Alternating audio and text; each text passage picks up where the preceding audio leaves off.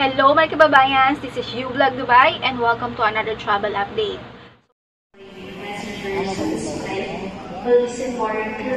Yan, pinapapila na kami, be. So, 6:35 pa lang, pinapapila na kami.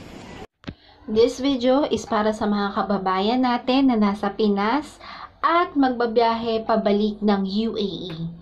Maraming nag-upload ng videos or travel videos kung paano ang process at anong requirements pauwi ng Pinas. So, this time, ang i-upload naman natin is yung experience ng husband ko pabalik ng Dubai or ng UAE after ng ilang months na vacation niya dito sa Pinas. Ano ang mga requirements?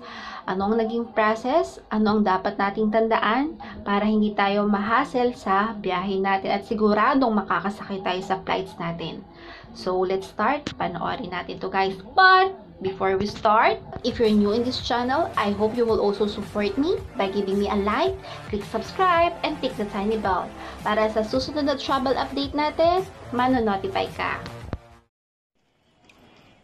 First, ang advice ko sa inyo, kung before is dumarating tayo sa airport ng 4 hours bago ang flight natin, this time dahil nga pandemic, maraming hinahanap na travel requirements, maraming chine-check, or merong additional na pilahan, I suggest dumating ka sa airport at least 6 hours before.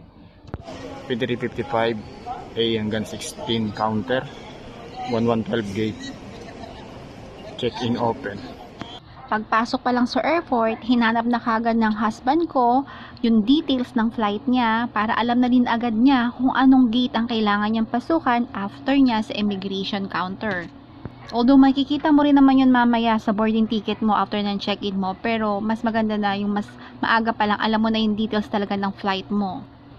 And then next, dahil expired na yung OEC ng husband ko, nagpunta siya sa POEA counter para magtanong kung kompleto na ba siya ng requirements, kung ano pa ba yung kailangan niyang requirements na ipapakita doon to make sure na makakasakay siya at hindi magkakaproblema ang flight niya. Although, nag-apply naman na kami ng OEC exemption para sa kanya. Sa mga magtatanong, paano ba kumuha ng OEC exemption? Wait nyo lang, after this, mag-upload naman ako kung paano ang process ng OEC exemption. So, kung isa ka sa OFW na nagbakasyon lang ng Pinas at babalik pa ulit sa bansa na pinagtatrabahuhan mo, make sure na nagbayad ka ng OEC mo at hindi pa expired. Kung expired man, mag-apply ka ng OEC exemption mo. Inabol ako ni cashier na nagbabantay.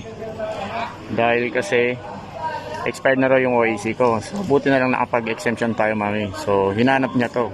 Ito yung hinanap niya. Buti na lang meron tayong na-print din. Tapos, after niya mabalid, ma-check, okay na pala. Yan. So, magpipil up muna ako, mahal. Ha?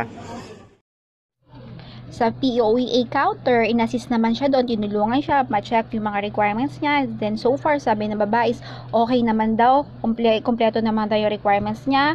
Expired man yung OEC niya, the good thing is nakapag-apply naman kami ng OEC exemption. So no problem. Pero binigyan na rin siya doon ng declaration form kasi kakailanganin niya yon mamaya pag pumila na siya sa immigration.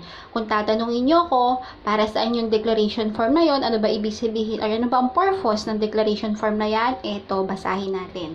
You must complete this form to confirm that you are outside of your home to travel abroad for a legally permitted reason.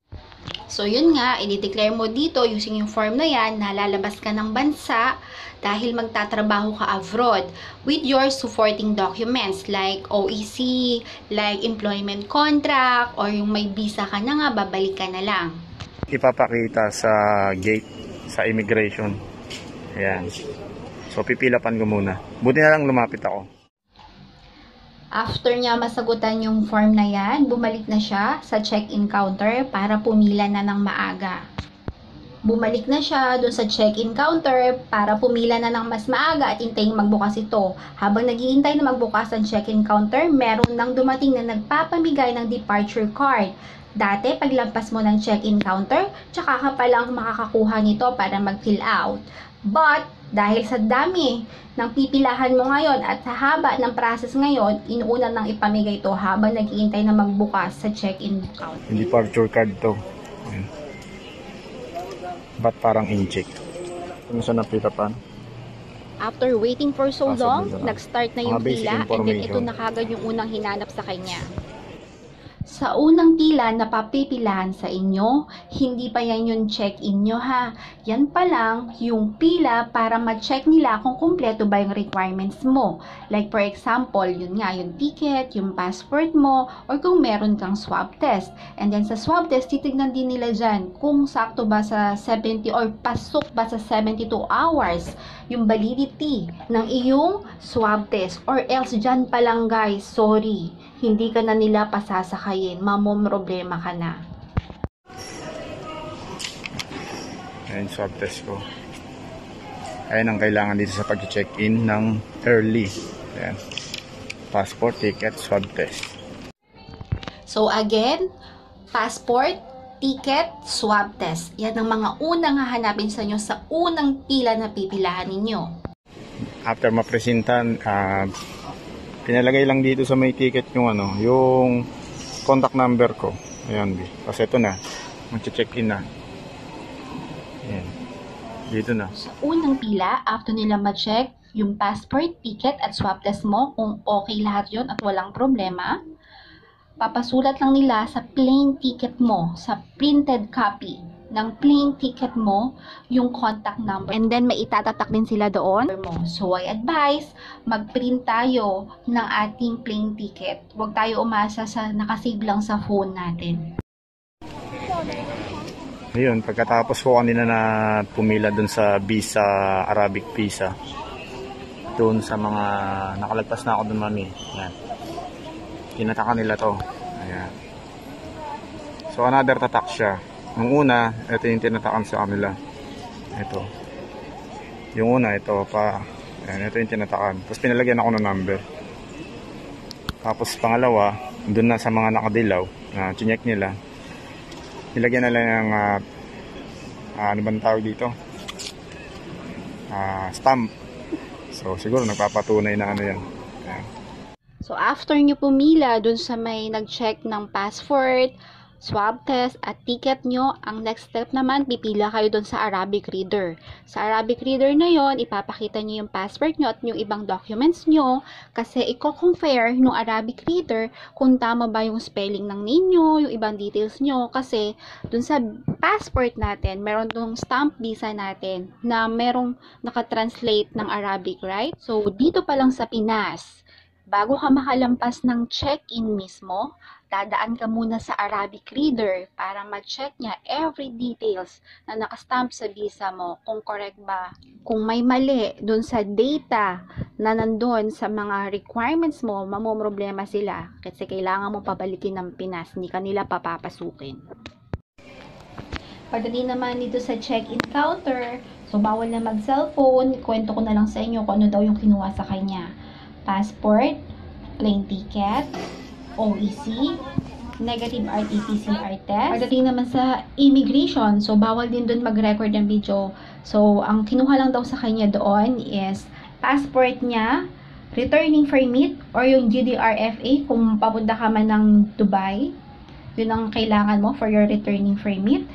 Employment certificate, OEC, or exemption, or OEC exemption kung expired na yung OEC mo.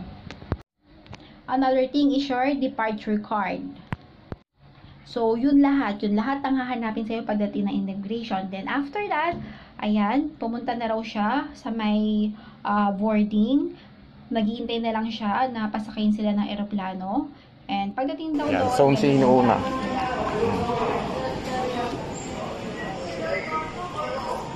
Zone C ang inuuna, siguro sa likod para hindi katulad dati, sabay-sabay, kaya matagal. Ngayon, organize siya. Ayan, zone C. Nakuha na yung nakuha na yung board ticket. Ayan, nakuha na. Zone C. Napunta na ako, mahal.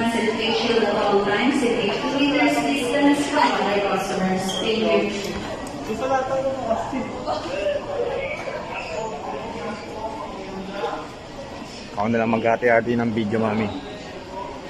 Wala yan sasakyan. Umuulan pala, oh. This time, umuulan pala, oh. Ayun yung beater ko, yung Cebu. Beater ako dyan, ah. Dito ako sa Emirates ngayon. Bitter ako sa Cebu eh. Oh. Ano? Lakas pala ng ulam, mami. Oh. Doon ako ngayon sa Emirates. Bitter ako dyan sa Cebu eh. Dito ako Emirates. Ayan, nakapatay. Walang biyahe talaga siya. Oh. Halata naman, oh, may kulambo. Oh, may kulambo yung mga LC. Oh, diba? Dito na tayo ngayon. Na-organize na siguro dahil sa Zone Z ako. Ayan. Zone Z. Mas madali. Yan natin. Lamig. Ito lang pala may jacket ako. Yan. Nag-iitay na si ate.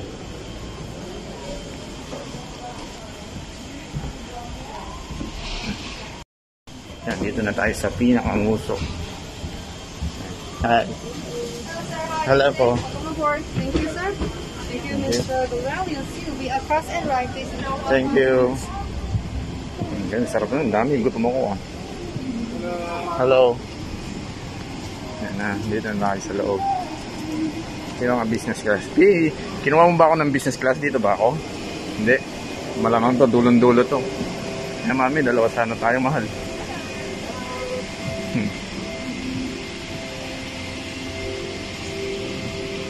C. Saan ba itong C na to?